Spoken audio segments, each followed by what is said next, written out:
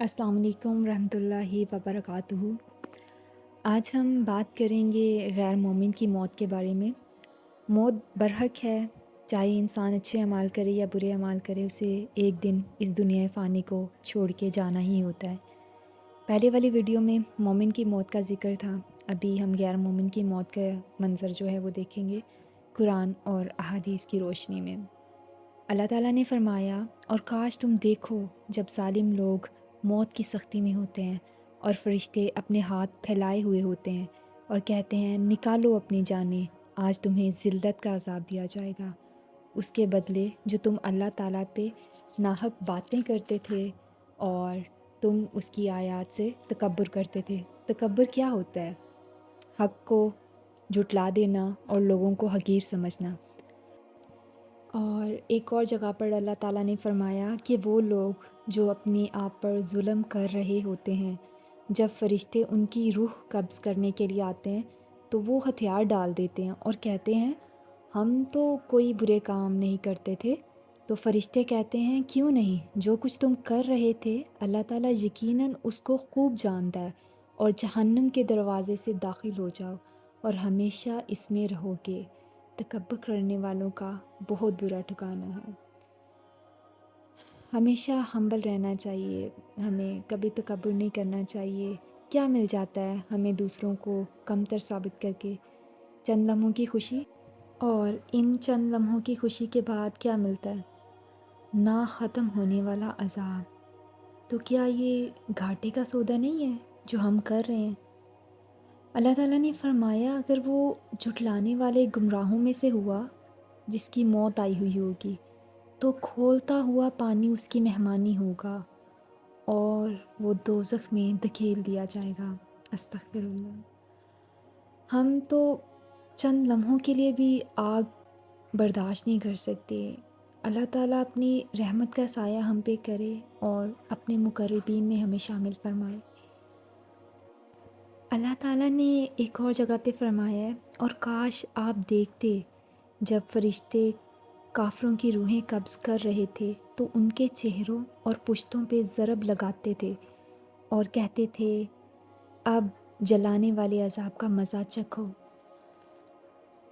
एक रवायत में आता है, सैयदना बरा इब्ने आज़म रज़ी अल्लाह ताला अन्हु से रवायत है कि आप सल्लल्लाहु अलैहि वसल्लम ने फ़रमाया, बेशक जब कोई काफ़िर शख्स दुनिया से रुखसती और आखिरत के करीब होता है तो उसके लिए आसमान से स्याह चेहरों वाले फ़रिश्ते उतरते हैं, और जो मोमिन होते हैं उनके लिए चमकते चेहरों वाले फ़रिश्ते आसमान से उतरते हैं। और इन फ़रिश्तों के पास जो काफ़िर के लिए आते हैं टाट होते हैं, यानी रफ़ जो कपड़ा होता है ना वो होता है उनके पास, जैसे बोरी होती है। फिर वो उसकी हद्दे निगाह पर बैठ जाते हैं, यानी जहाँ तक नज़र जाए वहाँ तक बैठ जाते हैं, और मलकुल मौत आते हैं और उसके सिरहाने बैठ जाते हैं। फिर वो कहते हैं ए नफ्से ख़बीसा, अल्लाह की नाराज़गी और गुस्सा की तरफ चल। तो ये सुनकर रूह उसके जिस्म में दौड़ने लगती है, यानी भागती है, और मलकुल मौत उसे उस तरह खींच लेते हैं जैसे गीली ऊन से गर्म सीख खींची जाती है। लोहे की सलाख अगर ऊन में डाली जाए ना तो ऊन उसके साथ चिमट जाती है, और जब सलाख खींची जाए तो वो फट जाती है। तो उसके जिस्म और रूह के साथ भी कुछ ऐसा ही सलूक किया जाता है। और फिर मलकुल मौत उसकी रूह को पकड़ लेते हैं, और जब वो पकड़ लेते हैं तो दूसरे फ़रिश्ते एक पलक झपकने में उसे मलकुल मौत से ले लेते हैं और टाट में लपेट लेते हैं। सैयदना अबू हुरैरा रज़ी अल्लाह ताला अन्हु से रिवायत है, रसूलुल्लाह सल्लल्लाहु अलैहि वसल्लम ने फ़रमाया, जब अल्लाह के दुश्मन पे मौत तारी होती है तो वो देखता है, और जब वो देखता है तो वो नहीं चाहता कि उस पे मौत तारी हो, और अल्लाह इसकी मुलाकात से नफ़रत करता है। और एक और रिवायत में आता है कि आप सल्लल्लाहु अलैहि वसल्लम ने फ़रमाया, बेशक जब काफिर की मौत का वक्त आता है तो अल्लाह के अज़ाब और इसकी सज़ा की खुशखबरी दी जाती है उसको। इस वक़्त कोई चीज़ उसके दिल में इससे ज़्यादा नागवार नहीं होती जो उसके आगे होती है। वो अल्लाह से जा मिलने को नापसंद करता है और अल्लाह भी इससे मिलने को नापसंद करता है। دنیا میں بھی آپ دیکھیں گے کہ جب انسان کوئی جرم کرتا ہے یا کوئی غلط کام کر لیتا ہے تو وہ عدالت میں پیش ہونا ہی نہیں چاہتا، عدالت میں پیش ہونے سے ڈرتا ہے۔ تو اسی طریقے سے جب ایک کافر کی موت آتی ہے تو وہ اللہ تعالیٰ سے ملنا پھر پسند نہیں کرتا، اور اللہ بھی اس سے ملنا پسند نہیں کرتے۔ سیدنا ابو ہریرہ رضی اللہ تعالیٰ عنہ سے روایت ہے کہ وہ آپ صلی اللہ علیہ وآلہ وسلم نے فرمایا، اگر وہ گناہ گار آدمی ہے تو فرشتے کہتے ہیں نکل اے خبیث روح جو خبیث جسم میں تھی، نکل اس سے قابل مذمت ہو کر، اور کھولتے پانی اور کانٹے دار کھانے کی خوشخبری اور دیگر اس طرح کے عذاب کی خوشخبری، یہاں تک کہ یہ جملے بار بار اس کے کانوں میں دہرائے جاتے ہیں اور اس کی روح پرواز کر جاتی ہے، یعنی ڈانٹ ڈپٹ کے اس کی روح جو ہے نا وہ نکالی جاتی ہے۔ ایک اور روایت میں آتا ہے، حماد راوی کہتے ہیں کہ آپ صلی اللہ علیہ وآلہ وسلم نے اس کی بدبو اور اس کی لعنت کا ذکر کرتے ہوئے کہا کہ آسمان والے کہتے ہیں خبیث روح زمین کی طرف سے آئی ہے، اور پھر اسے کہا جاتا ہے تم اسے آخری وقت تک کے لیے سجین کی طرف لے چلو۔ ایک اور روایت میں آتا ہے کہ اسے ایسی بدبو آتی ہے کہ جیسے کسی مردار کی سب سے بری بدبو اس زمین پہ پائی جاتی ہو۔ کہیں آپ کا مرے ہوئے جانور کے پاس سے اگر کبھی گزر ہوا ہو تو کتنی بری اسمیل آ رہی ہوتی ہے، اور اس کافر کی روح سے بھی ویسی ہی اسمیل آتی ہے جو کفر کی حالت میں مرتا ہے، اور جو کفر کی حالت میں جان دیتا ہے اس کی روح بھی آسمان کی طرف لے جائی جاتی ہے، لیکن اسے وہاں قبول نہیں کیا جاتا اور اس کے لیے دروازے نہیں کھولے جاتے۔ سیدنا ابو ہریرہ رضی اللہ تعالیٰ عنہ سے روایت ہے کہ آپ صلی اللہ علیہ وآلہ وسلم نے فرمایا، پھر کافر کی روح کو آسمان کی طرف لے جایا جاتا ہے اور اس کا دروازہ اس کے لیے نہیں کھولا جاتا، کہا جاتا ہے یہ کون ہے؟ تو آگے سے جواب ملتا ہے یہ فلاں شخص ہے، تو پھر جواب آتا ہے کہ کوئی مرحبا نہیں، نو ویلکم، اس ناپاک نفس کے لیے جو ناپاک جسم میں تھی، لوٹ جاؤ برائی کے ساتھ، کیونکہ تیرے لیے آسمان کے دروازے نہیں کھولے جائیں گے۔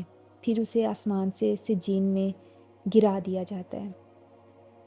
ایک اور روایت میں آتا ہے، سیدنا براء ابن اعظم نبی کریم صلی اللہ علیہ وآلہ وسلم سے روایت کرتے ہیں، فرشتے اس روح کو جو اوپر کی طرف لے کے چڑھتے ہیں تو فرشتوں کے جس گروہ کے پاس سے گزر ہوتا ہے تو وہ پوچھتے ہیں یہ کون ہے؟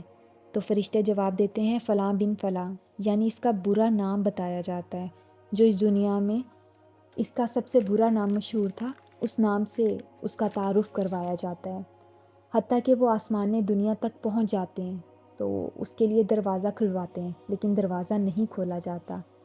اور پھر رسول اللہ صلی اللہ علیہ وآلہ وسلم نے یہ آیت پڑھی، ان کے لیے آسمان کے دروازے نہیں کھولے جاتے کہ وہ نہ ہی جنت میں داخل ہوں گے حتیٰ کہ اونٹ سوئی کے ناکے میں داخل ہو جائے گا، یعنی جو سوئی کا ہول ہے اس میں اونٹ کو داخل کرنا کتنا مشکل ہے، بلکہ ہو ہی نہیں سکتا، اسی طریقے سے کافر کی روح بھی جنت میں داخل نہیں ہو سکتی، وہ بھی اتنی ہی مشکل ہے۔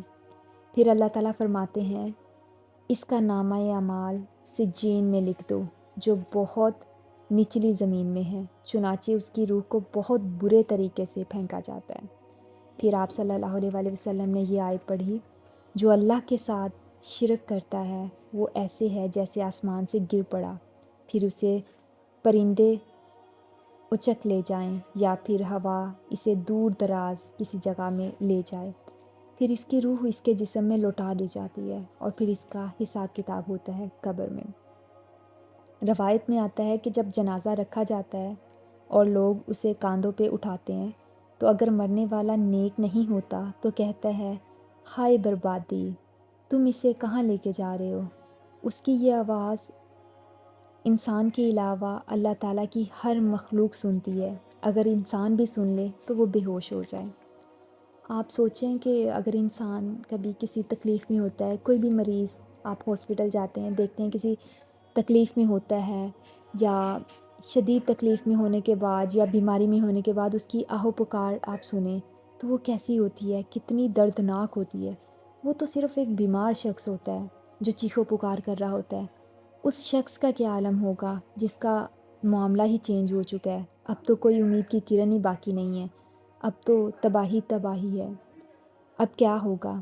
اب تو کچھ ہونا ممکن ہی نہیں ہے۔ اس کا جو انجام ہونا تھا وہ ہو چکا ہے۔ بیمار کو تو پھر بھی ٹھیک ہونے کی امید ہوتی ہے، لیکن کافر کو جو تکلیف ہوتی ہے نا، وہ پھر نہ ختم ہونے والی ہوتی ہے۔ ایک اور روایت میں آتا ہے کہ جب وہ قبر میں جاتا ہے تو اس کے پاس متشکل ہو کر ایسا آدمی آتا ہے جس کا چہرہ انتہائی قبیح ہوتا ہے اور اس کے کپڑے انتہائی گندے ہوتے ہیں اور اس سے بہت بری بو آتی ہے، اور وہ کہتا ہے تو خوشخبری پا اس چیز کی جو تجھے غمگین کرے، یعنی اب تیرے لیے غم ہی غم ہے۔ یہ تیرا وہ دن ہے جس کے بارے میں تجھ سے وعدہ کیا جاتا تھا۔ تو وہ فوت شدہ آدمی کہتا ہے تجھے بھی اللہ بری خبر سے بچائے، تو کون ہے؟ تیرا چہرہ انتہائی قبیح ہے اور تو شر لے کر آیا ہے۔ تو وہ کہتا ہے میں تیرا خبیث عمل ہوں، تیرے برے اعمال ہوں۔ اللہ کی قسم جو کچھ میں جانتا ہوں وہ یہ ہے کہ تو اللہ کی اطاعت سے بہت پیچھے اور سست تھا اور اللہ کی نافرمانی کی طرف جلدی کرنے والا تھا، اور اللہ تجھے برا ہی بدلہ دے گا۔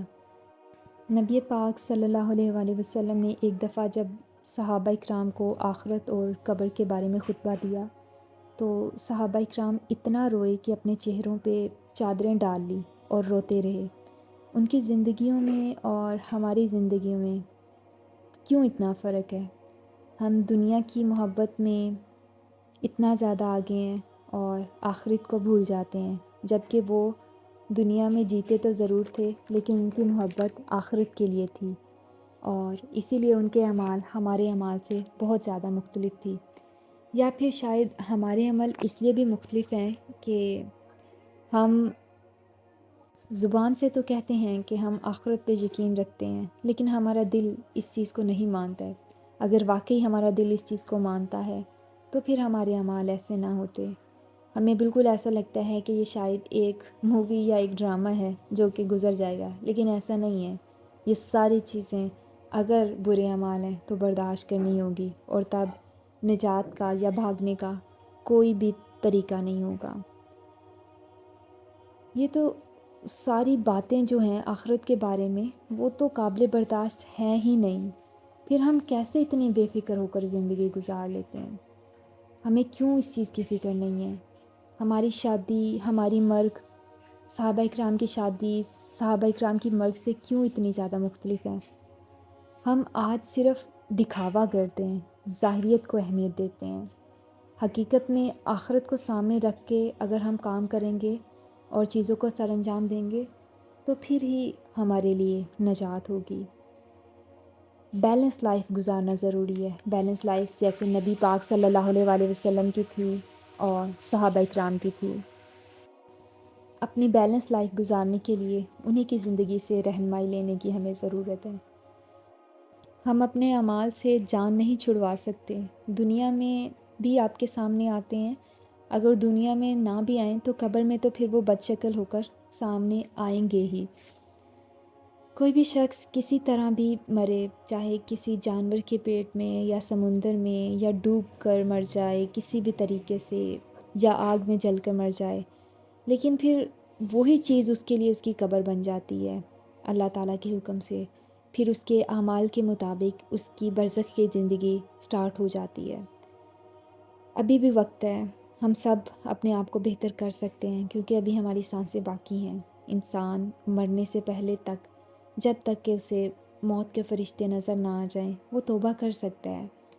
آپ سوچیں کہ اگر ہمیں کوئی بولتا ہے کہ ابھی جتنا کما سکتے ہو کما لو، کچھ سالوں کے بعد یہ آپ پیسے نہیں کما پاؤ گے، جتنی آپ نے سیونگ کر لی بس وہی استعمال کریں گے، تو ہم دنیا کے لیے فوراً پیسے کمانا شروع کر دیں گے۔ چلیں اس مثال کو بھی چھوڑیں، جب ہم جوان ہوتے ہیں تو ہم انرجیٹک ہوتے ہیں، ہم لوگ مضبوط ہوتے ہیں، ہم زیادہ سے زیادہ پیسہ کماتے ہیں تاکہ بڑھاپے میں وہ ہمارے کام آ سکے، کیونکہ بڑھاپے میں ہم اس طریقے سے نہیں کما سکتے، اپنا سرمایہ جوڑنا شروع کر دیتے ہیں، اور پھر بڑھاپے میں آنے کے بعد اس کو استعمال کرتے ہیں۔ تو بڑھاپے کے چند سالوں کے لیے تو ہماری فکر ہوتی ہے لیکن اس زندگی کے لیے جو کبھی ختم نہیں ہوگی وہ ہماری فکر نہیں ہوتی. انفیکٹ اگر دنیا میں بڑھاپا آ بھی جاتا ہے تو ہماری اولاد پھر بھی ہمارا سہارا بن جاتی ہے، لیکن وہاں پر کوئی سہارا نہیں ہوگا، وہاں پر صرف ہمارا اپنا ہی عمل جائے گا.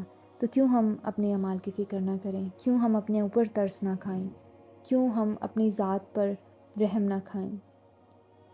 اور وہاں کا جو رزلٹ ہے نا وہ تبدیل نہیں ہو سکتا، جو ایک دفعہ آ جائے گا وہی رہے گا.